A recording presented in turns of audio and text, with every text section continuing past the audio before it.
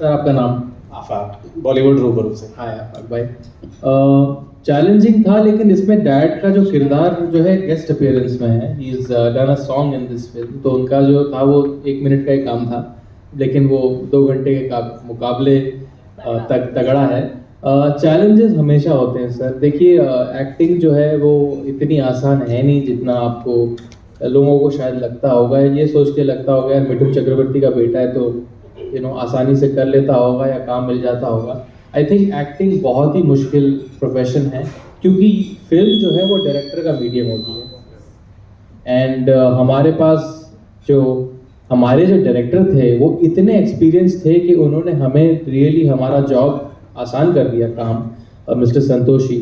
लेकिन ये फिल्म के बाद मुझे रियलाइज़ हुआ है ये कहना कि मैं एक्टर बनना चाहता हूँ बहुत आसान है, but to be an actor, a professional actor, a sincere actor, उसमें बहुत मेहनत जाती है। तो एक चैलेंजेस तो मुझे लगता है प्रमोशन में भी उतनी है, to be alive, because right now me and Amreen are going all over India, हर जगह जाना, तरह तरह के लोगों से मिलना। आई थिंक एक एक्टर की जर्नी सिर्फ सेट पे नहीं है, it is even beyond the set. तो आई थिंक आज के टाइम पे if you are a boring actor off screen, it's a very big no. You have to be a good actor on screen and a very good actor off screen, because nowadays social media आने से एक actor की personality भी बिकती है। He is no longer just a poster boy. तो challenges तो मुझे लगता है आप शुरू हुए हैं सर, और होपफुली 28 से थोड़े और बेटर होते जाएंगे। मैं भी उस चीज़ को कुछ ऐड करना चाहूँगी। आई थिंक चैलेंजेस एक्टिंग में ही नहीं है, I am sure media profession में भी चैलेंजेस होंगे, I am sure her profession में चैलेंजेस होंगे। And I think Mithun sir ने हमें एक टिप दिया था, एक राय दी थी कि एक अच्छा एक्टर होने के लिए आपको एक अच्छा इंसान होना ज़रूरी है। तो आई थिंक मिथुन सर ने ये हमारे साथ शेयर किया था। तो आई थिंक मैं हमेशा ये लाइफ भर याद रखूँगी अपने दिमाग में। एंड मिथुन सर के साथ काम करना एक लाइफ टाइम एक्सपीरियंस था हम दोनों के लिए, फर्स्ट टाइम स्क्रीन शेयर करना। एंड वो इतने कूल है, इतने एफर्टलेस है, उनसे बहुत सीखने को मिला। मतलब वो बस एक ही बार देखते थे कोरियोग्राफी और उनके स्टाइल में वो कर देते थे। सो आई थिंक वो मुझे बहुत सीखने को मिला उनसे। हेलो, नमस्कार, नमोशी जी।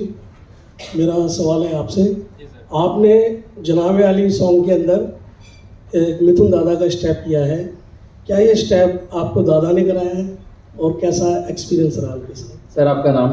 सुरेश छाइडी, द्वारका दर्पण। सॉरी, सुरेश छाइडी, द्वारका दर्पण न्यूज़। हेलो सुरेश भाई। ये डांस कोरियोग्राफी का पूरा श्रेय जाता है हमारे कोरियोग्राफर्स को, पीयूष और शाजिया।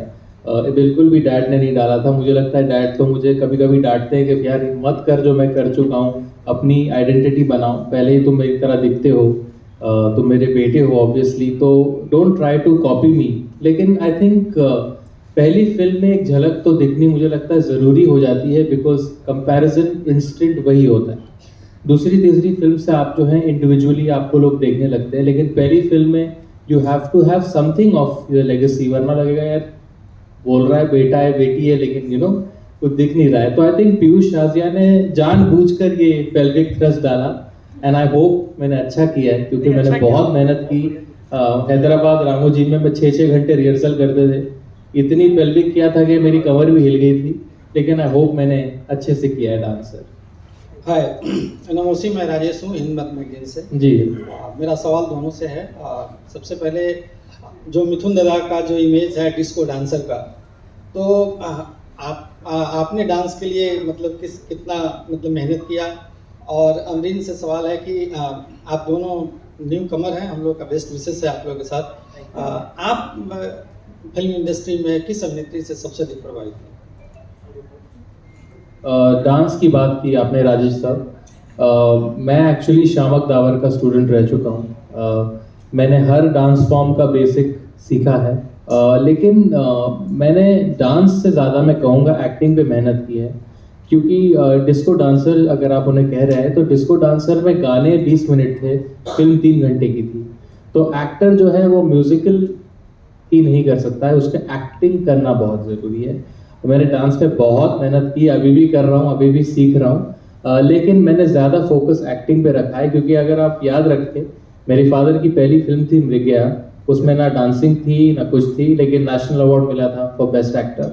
तो first become an actor and then a dancer, but of course bad boy is an out and out commercial masala film, तो इसमें एक्शन है, कॉमेडी है, रोमांस है, यू नो इमोशन है, तो मैंने हर चीज़ में अपना 100% दिया है। और डांस एक ऐसी फील्ड है सर जो आप हमेशा सीखते रहते हैं। I think even my father till that is learning dancing, वो हमेशा अपने आप को एक स्टूडेंट मानते हैं। तो आई थिंक मैंने तो बस शुरुआत की है, and I hope like I told him कि मैंने जितना भी इस फिल्म में डांस किया है होप अच्छा किया हो। हाय सर, आपका नाम? राजेश।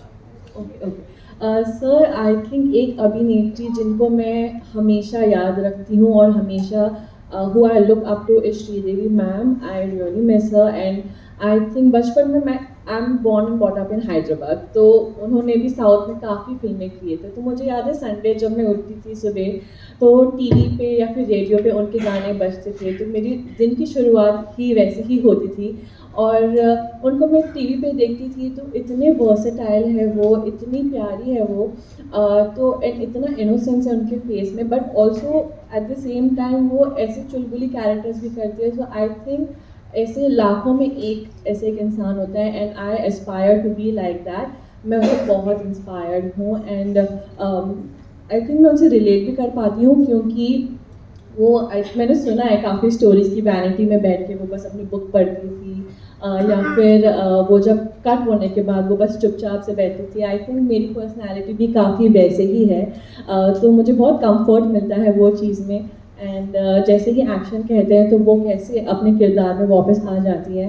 सो मैं उनसे बहुत इंस्पायर्ड हूँ, मैं श्रीदेवी मैम से बहुत इंस्पायर्ड हूँ। मेरा नाम अंकुश शर्मा है। मेरा क्वेश्चन ये है कि मूवी का पूरा शूट कहाँ पर हुआ और कितना टाइम लगा आपको शूट कंप्लीट करने में?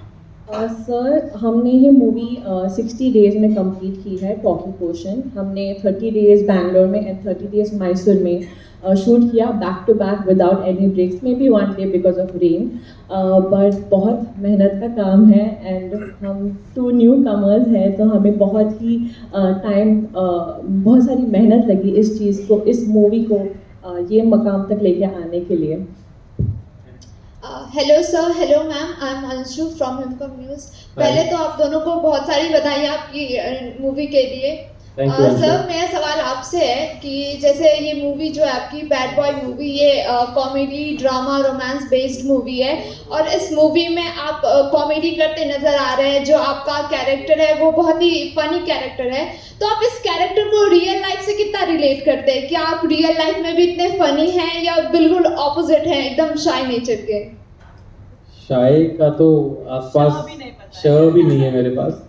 मुझे लगता है एक्टर हो तो आपको सबसे पहले शाय तो होना ही नहीं चाहिए, बिकॉज एक्टर जो होता है वो एक बेशरम इंसान होता है, क्योंकि वो जब एक्शन बोलो रो देता है, हंस देता है, नाच देता है बिना कोई शर्म के। तो एक्टर्स को तो शाय होना ही नहीं चाहिए। जो आपने पूछा, रिलेट मैं बहुत करता हूँ। पहली बात यह है कि रघु बहुत ज़्यादा पढ़ा लिखा नहीं है और ना मैंने सच कहूँ तो इतनी कुछ पढ़ाई कर ली है लाइफ में। मैंने ज़्यादातर फोकस एक्टिंग पे ही रखा। मैं पिछले 21 साल से एक्टर रह चुका हूँ। एज अ हीरो मैं अब आ रहा हूँ, लेकिन मैं पिछले 21 सालों से I have been a part of the world of acting. Challenges बहुत होते हैं, लेकिन इस फिल्म में कॉमेडी करने का जो मज़ा है ना, उसका सबसे बड़ा प्लस पॉइंट यह है कि इस फिल्म में मैंने जॉनी लीवर साहब के साथ कॉमेडी की है, जिन्होंने मुझे लगता है कॉमेडी को एक नई पहचान दी इन द 90s। 400 फिल्मों में उन्होंने काम किया है। तो जॉनी भाई के साथ जब मेरे कॉमेडी सीन्स थे, अमरीन भी थी उसमें ऑफ कोर्स, वो मेरे लिए एक अलग ही मास्टर क्लास थी, बिकॉज एक जगह राज जी और एक जगह जॉनी भाई। आई थिंक कॉमेडी क्या होती है मैंने एक्चुअली सेट पे सीखा while working with the legendary Johnny Lever. Hi नमस्ते, रोहित नाम। सबसे पहले मैं जानना चाहूँगा मूवी का जो ये टाइटल है बैड बॉय, ये कितना सेटिस्फाई करता है आपको? आप दिखने में तो इतने कूल और हैंडसम है।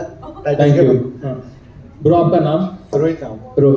रोहित एक्चुअली जब ये फिल्म डेवलप हो रही थी, इसकी स्क्रिप्ट लिखी जा रही थी, तो राज जी की एक आदत है कि वो अगर एक ज़बरदस्त सीन भी लिखते हैं ना, तो रात को 1 भी बजे तो बोलेंगे यार तू घर आ जा। वो ऐसे चाइल्ड लाइक एनर्जी उनकी। तो वो मुझे सीन सुनाते थे, ये कैरेक्टर है। मैं बोला राज जी फिल्म का नाम क्या है? तो बोला बैड बॉय। तो मैंने बोला राज जी बैड बॉय क्यों?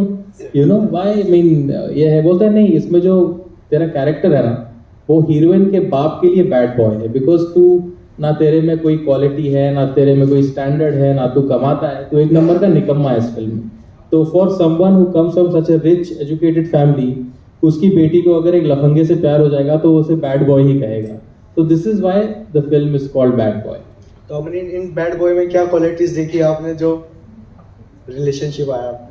आई थिंक मेरी जो कैरेक्टर है उनको इनसे प्यार हो जाता है क्योंकि उनको लगता है कि दुनिया में उनकी फीलिंग वो समझ ही नहीं पा रहा है, एंड अचानक से ये लड़का उनकी ज़िंदगी में आता है जो उनको समझ पा रहा है। वो ही is willing to offer all the love and the care and not ऐसे suddenly, I think slowly. So I think वो एक ब्यूटी है ये मूवी की, लव स्टोरी की, जो स्लोली बिल्डअप होती है। एंड आई थिंक बहुत ही प्यारी सी लव स्टोरी है। एंड मुझे लगता है कि बहुत सारे girls and boys and of course family also उनको बहुत छू जाएगी ये बात, एंड वो रिलेट भी कर पाएंगे ये चीज़ से। सो एंड आई थिंक आप सबको क्या लगता है बैड बॉय? आपको, मुझे तो लगा काफ़ी कूल नेम है मूवी टाइटल, एंड सबके दिमाग में इजीली भी बैठ जाता है। आप सभी को अच्छा लगा है मूवी का टाइटल बैड बॉय, है ना? बहुत कैची है ना? आपको अच्छा लगा। सवाल है कि सबसे